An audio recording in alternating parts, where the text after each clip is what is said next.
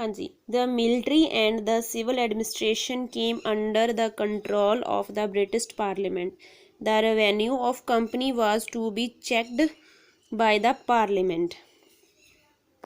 इसमें क्या था कि जो मिलिट्री और सिविल एडमिनिस्ट्रेशन था वो किसके under control of the British parliament, British parliament they under control था। ठीक है, the revenue of the company was by checked by, कि जो रेवेन्यू होता था कंपनी का वो किसके द्वारा चेक किया जाता था, पार्लियामेंट के द्वारा। The post of governor general was credit Warren Hasting the governor of Bengal become the first governor general of British in India. Post of governor general was created, कि गवर्नर जनरल की एक post create की गई, जो Varane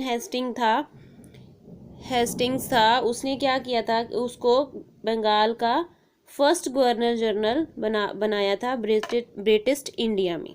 okay, a council of 4 member was also appointed to assist him in the administration, जैसे General John Clavering, George Monson, Richard Barwell and Philips Francis. ठीक है, ये 4 मेंबर थे काउंसिल्स के। was also appointed as assist him in the administration, कि उनको उन 4 members बनाए गए थे जो असिस्ट करेंगे एडमिनिस्ट्रेशन के लिए।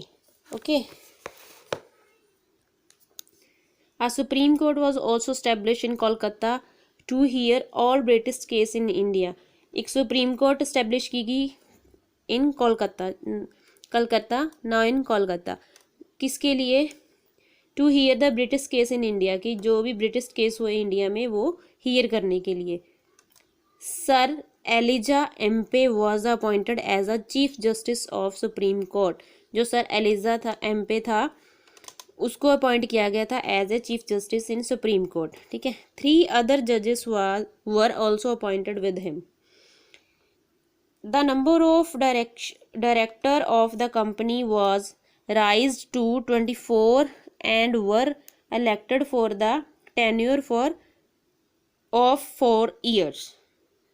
इसमें क्या है कि कंपनी में 24 निर्देशक थे और उन्होंने 4 वर्ष के लिए 4 years के लिए चुना गया था, उनको 4 years के लिए चुना गया, उनका टेन्योर था 4 years का। Okay, next is the directors were required to submit the income and expenditure होता है खर्चा, रिकॉर्ड ऑफ द ब्रिटिश तिजोरी खजाना। ओके, कि जो डायरेक्टर रिक्वायर किए गए थे वो क्या करते थे, वो सबमिट करते थे अपनी इनकम और उनका जो खर्चा हुआ था। ठीक है, उसका रिकॉर्ड ब्रिटिश के खजाने में, ब्रिटिश की तिजोरी में सबमिट करते थे। Okay, they also had to report the matter dealing with civil and military administration to the secretary of states, कि उनको सिविल और मिलिट्री एडमिनिस्ट्रेशन के साथ जुड़े हुए जो रिपोर्ट्स, जो मैटर थे, डीलिंग थी, उनकी रिपोर्ट भी स्टेट्स ऑफ सेक्रेटरी को देनी पड़ती थी। The regulating act was the first attempt made by the British government in India to set right the affair of company, कि जो रेगुलेटिंग एक्ट था वो इंडिया में ब्रिटिश गवर्नमेंट के द्वारा कंपनी के कामकाज को सही करने की पहली कोशिश थी, उनकी फर्स्ट अटेम्प्ट था उनका। ठीक है, then is next point is limitation of regulating act.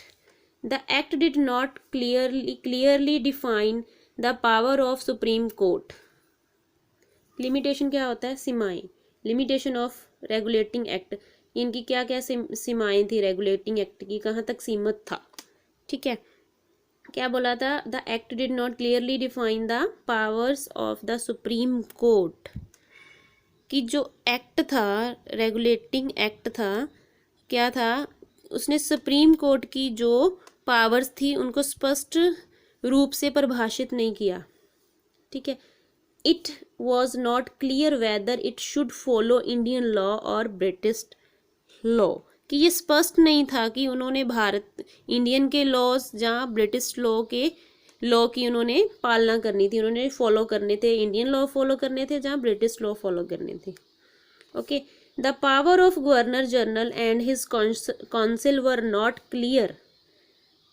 इसमें क्या आता है कि गवर्नर जनरल की और इस उसकी काउंसिल की जो पावर थी वो बिल्कुल स्पष्ट नहीं थी, क्लियर नहीं थी। So there were often to misunderstanding between them, कि इसीलिए उनके बीच मिसअंडरस्टैंडिंग बनती रही। The governor of Bombay now in Mumbai and Madras now in Chennai were not both fully under the control of governor general. क्या था कि बॉम्बे के गवर्नर और मद्रास में चेन्नई के गवर्नर पे पूरी तरह से काबू के हेठ नहीं ला सके, उनको पूरी तरह के अंडर कंट्रोल नहीं ला सके थे। ठीक है, next is Pitt's India act of 1784। William Pitt become a prime minister of England in 1784। It is the pic of William Pitt, prime minister of England के, जो उसके बाद जो प्राइम मिनिस्टर बने थे इंग्लैंड के, उनका नेम था विलियम पिट। ओके, ये बॉर्न हुए 28 मई 1759। ठीक है, at the age of 21 he was elected to the parliament। Okay, in 1784 he is youngest man elected to as the prime minister until 1801।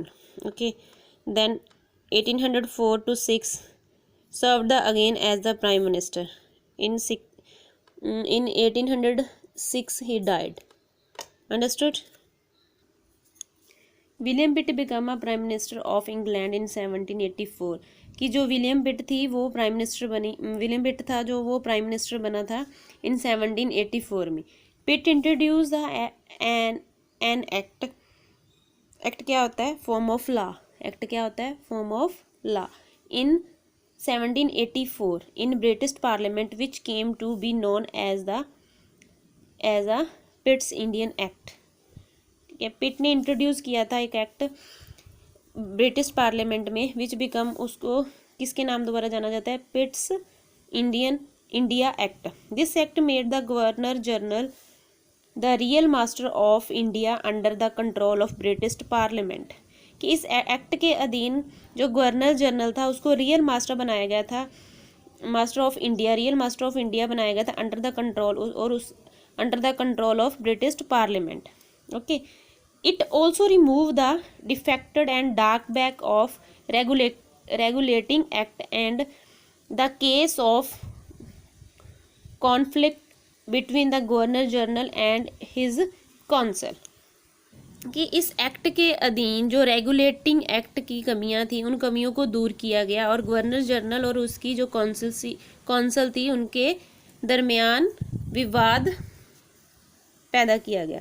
ठीक है, it placed the company and its affair under the control of British Parliament under the provision of this act। means the company, it placed the company की एक जगह बनी। ठीक है, इससे इसने ब्रिटिश संसद के निरंतर में कंपनी और उसके मामलों को रखा गया। ठीक है, इस अध्ययन से इस एक्ट की जो व्यवस्था थी उसके through the commercial and political function the company were separated। commercial and political functions of the company were separated। जो commercial and political functions थे वो company were separate, उनको separate कर दिया गया। board of control was set up to direct, superintend and control of the affair of the company's territorial possession in India. कि जो निरंतर बोर्ड की स्थापना भारत में कंपनी के क्षेत्रीय संपत्ति के मामलों के निर्देश, सुपरडेंट और निरंतर के लिए की गई थी। The council of governor general have to the 3 member instead of 4 now.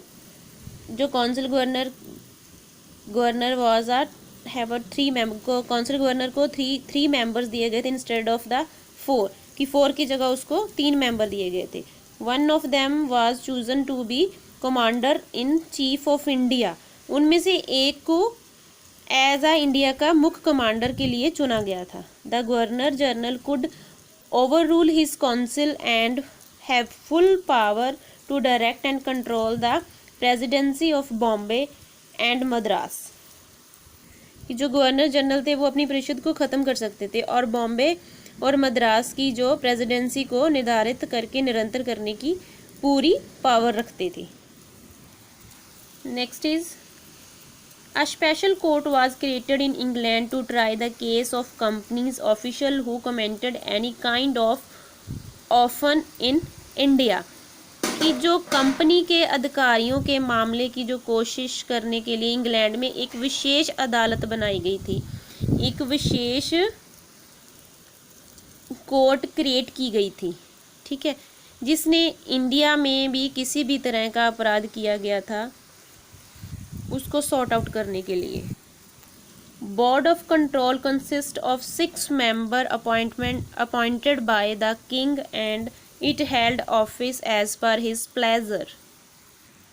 कि जो बोर्ड ऑफ कंट्रोल था में जो राजा द्वारा नियुक्त किए गए 6 सदस्य शामिल थे, 6 मेंबर शामिल थे और इसने अपनी खुशी के अनुसार उन्होंने अपनी खुशी के अनुसार ही अपना जो ऑफिस का वर्क था अपने प्लेजर के द्वारा संचालन किया गया था, ठीक है। Expenses of board of control would be borne by the company. कि जो बोर्ड ऑफ कंट्रोल था का उसकी कंपनी के द्वारा वहन किया जाएगा। कि जो बोर्ड ऑफ कंट्रोल का एक्सटेंशन है वो किसके द्वारा किया जाता था, कंपनी के द्वारा। हाँ जी बेटा, next topic we will do in next video. I hope you will listen very carefully this video and read the pages which I will send to you. Okay, thank you.